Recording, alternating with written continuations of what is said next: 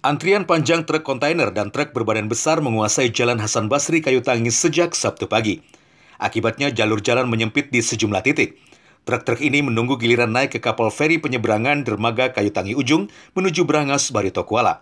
Sejumlah sopir memilih dermaga swasta di Kayutangi untuk menyeberang karena rute naik kapalnya lebih landai tanpa tanjakan. Tujuannya agar truk tidak terguling saat menanjak berisi muatan. Kita memilih jalan sini kan karena jalannya rendah sedikit. Dan itu kan tinggi, karena Karakawang motor kontainer. Apanya Pak? Jalannya Kontainer kan sana kan kok masuk. Naik kapalnya kan? Naik kapalnya.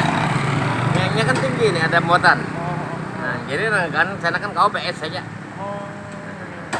Jadi lebih memilih mantri sini Pak kan? Lebih baik memilih di antri sini. Nah, cuma gejalanya lagi demam lambatnya nah.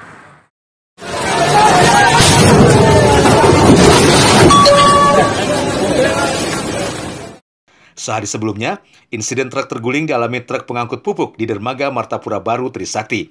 Tingginya level tanjakan naik ke kapal LCT membuat beban truk menjadi oleng dan terguling di lokasi. Sementara upaya menambah armada kapal LCT di Pelabuhan Martapura Baru sudah dilakukan menjadi 2 unit yang beroperasional sejak Jumat malam. Masing-masing LCT Yafi ARD Hayan yang mampu mengangkut 24 unit truk PS dan LCT MBB Rafi yang mengangkut 11 unit truk PS.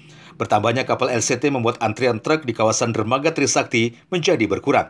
Bahkan di beberapa lokasi yang sebelumnya padat, kini terlihat kosong. Dari Banjarmasin, Satya Naka, Kalsel, 1net.